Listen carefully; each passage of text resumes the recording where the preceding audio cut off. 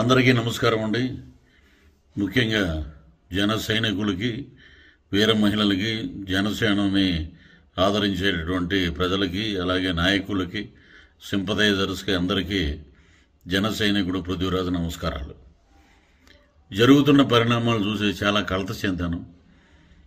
ఎందుకంటే మనం ఎంతో ప్రేమించి భుజం మీద మోసే జెండాను కూడా మీరు నేల మీద వేసి తొక్కటం, అలాగే మన ఫ్లెక్సీలు, మన అధినాయకుడు ఫ్లెక్సీలు కూడా మీరు తగలబెట్టడం, పరుషమైన పదజాలాన్ని వాడటం నిజంగా జన సైనికుడిగా తీవ్రమైనటువంటి మనోవేదనని, నా బాధని మీకు తెలియజేస్తున్నాను. పవన్ కళ్యాణ్ గారు 24 సీట్లకి పరిమితం అయిపోయారు. పవన్ కళ్యాణ్ గారి స్టామినా ఇంతేనా, పవన్ కళ్యాణ్ గారి శక్తి ఇంతేనా అనే వారందరికీ ఒకటే సమాధానం.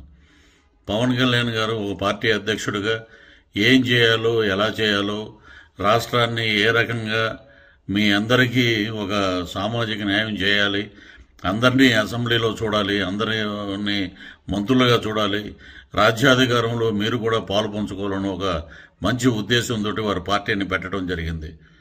ఈ రోజున డబ్బుల కోసం వారు ఎవరైనా సరే రాజకీయాల్లోకి వస్తే దండుకుందాం, దోచుకుందాం, దాచుకుందాం అనే సిద్ధాంతంతో ఉంటారా తప్ప రాజకీయం కోసం, పార్టీ నడపడం కోసం సొంత ఆస్తుల్ని అమ్ముకుని వారు పార్టీని, అలాగే మరి పేదవాడి కోసం, పేదవాడి అభ్యున్నతి కోసం, రాష్ట్ర ప్రజల భవిష్యత్తు కోసం వారు జీవితాన్నే పణంగా పెట్టి మరి ఈ రోజున ప్రజా జీవితంలోకి వచ్చారు. కాబట్టి వారు చేసే ప్రతి పని వెనక ఒక ఒక ఆంతర్యం ఉంది. వారు ఏంటంటే మనకి తెలుసు, వారు డబ్బులకు అమ్ముడుపోరు, పదవులకు అమ్ముడుపోరు, దేని మీద ఆసక్తి లేదు. ప్రకటించిన స్థానాలు 24 అంటే కొంచెం సంయమనం పాటించండి. రేపు తాడేపల్లిగూడెంలో జరుగుతున్న సభ మనల్ని అందరికీ అన్ని సమాధానాలు తెలియజేస్తుంది. కాబట్టి మీ అందరికీ చేతులెత్తి మొక్కుతున్నాను. అందరం కలిసి పనిచేద్దాం.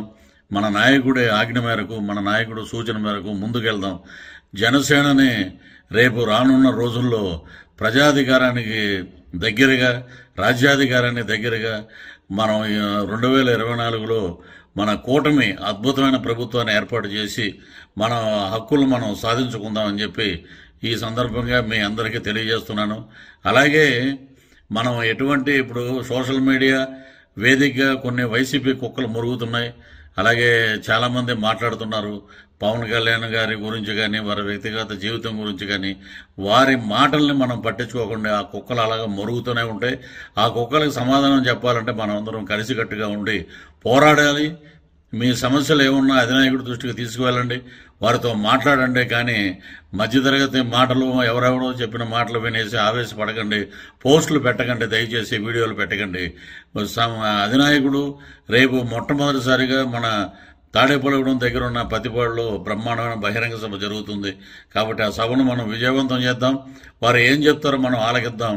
అద్భుతమైన విజయాన్ని వారికి అందిద్దాం. మిశ్రమ ప్రభుత్వం, కూటమి ప్రభుత్వాన్ని ఏర్పరచుకుందాం. అందరం మన హక్కులన్నీ సాధించుకుందాం. ఇంతకు మించి నేను ఈ సందర్భంగా ఎక్కువ నేను మాట్లాడలేకపోతున్నాను. కాబట్టి నేను కూడా జన సైనికుడిగా మీ యొక్క బాధను నేను అర్థం చేసుకున్నాను. కాబట్టి మనం అందరం కలిసి పోరాడదాం, కలిసి పేదవాడి కోసం కృషి చేద్దాం, రాజ్యాధికారాన్ని తీసుకొద్దాం. జై జనసేన, జై హింద్.